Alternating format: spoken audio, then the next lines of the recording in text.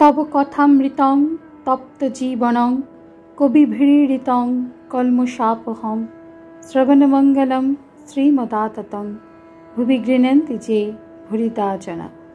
নমস্কার, অমৃতবাণী চ্যানেলে আপনাদের সকলকে স্বাগত।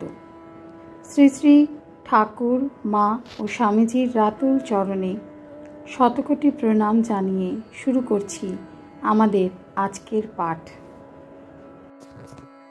1885 ফেব্রুয়ারি, গিরিশ মন্দিরে ও স্টার থিয়েটারে ভক্ত সঙ্গে শ্রীরামকৃষ্ণ। পঞ্চম পরিচ্ছেদ। গিরিশ মন্দিরে জ্ঞান ভক্তি সমন্বয় কথা প্রসঙ্গে ঠাকুর শ্রীরামকৃষ্ণ গিরিশ ঘোষের বসুপাড়ার বাটিতে ভক্ত সঙ্গে বসিয়া ঈশ্বরীয় কথা কহিতেছেন। বেলা 3টা বাজিয়াছে।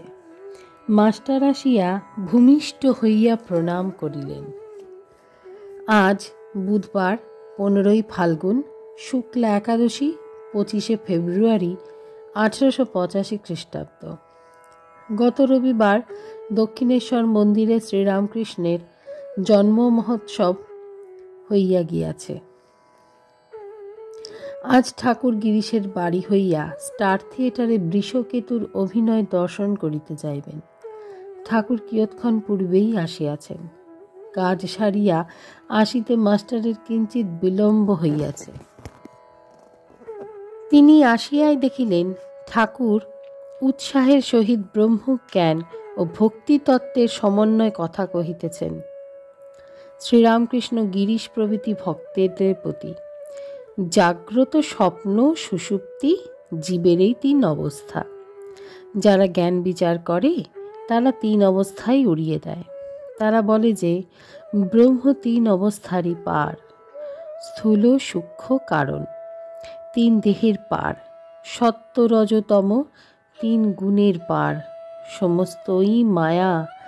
যেমন আয়নাতে প্রতিবিম্ব পড়েছে, প্রতিবিম্ব কিছু বস্তু নয়, ব্রহ্মই বস্তু আর সব অবস্তু।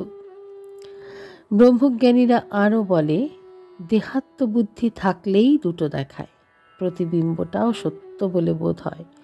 ওই বুদ্ধি চলে গেলে সোহম, আমি সেই ব্রহ্ম, এই অনুভূতি হয়। একজন ভক্ত: তাহলে কি আমরা সব বিচার করব? 2 পথ ও গিরিশ, বিচার ও ভক্তি, জ্ঞান যোগ ও ভক্তি যোগ। শ্রীরামকৃষ্ণ: বিচার পথও আছে, বেদান্তবাদীদের পথ। আরেকটি পথ আছে ভক্তি পথ। ভক্তি যদি ব্যাকুল হয়ে কাঁদে ব্রহ্মজ্ঞানের জন্য, সে তাও পায়। জ্ঞান যোগ ও ভক্তি যোগ, 2 পথ দিয়াই ব্রহ্মজ্ঞান হইতে পারে। কেউ কেউ ব্রহ্মজ্ঞানের পর ভক্তি নিয়ে থাকে লোক শিক্ষার জন্য, যেমন অবতারাদি।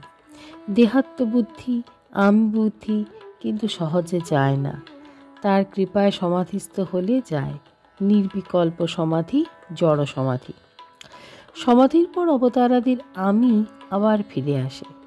বিদ্যার আমি, ভক্তের আমি, এই বিদ্যার আমি দিয়ে লোক শিক্ষা হয়। শঙ্করাচার্য বিদ্যার আমি রেখেছিল।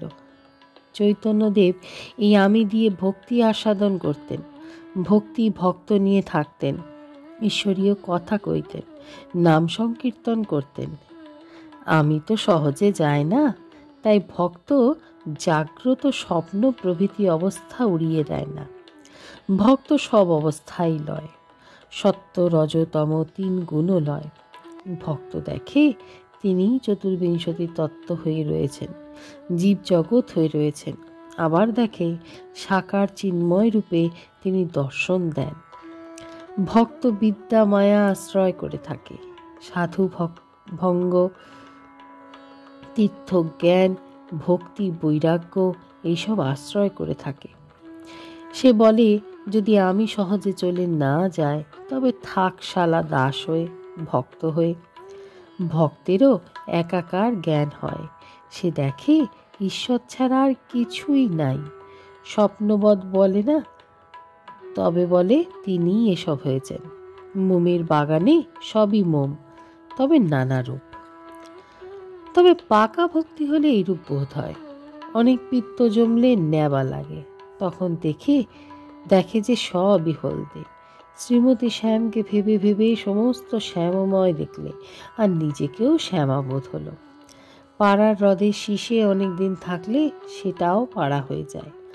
কুমুরে পোকা ভেবে ভেবে আরশোলা নিশ্চল হয়ে যায়, নড়ে না, শেষে কুমুরে পোকাই হয়ে যায়। ভক্তও তাকে ভেবে ভেবে অহংশূন্য হয়ে যায়, আবার দেখে তিনিই আমিই তিনি। আরশোলা যখন কুমোরে পোকা হয়ে যায় তখন সব হয়ে গেল, তখনই মুক্তি। আজকের পাঠ এ পর্যন্তই। নমস্কার।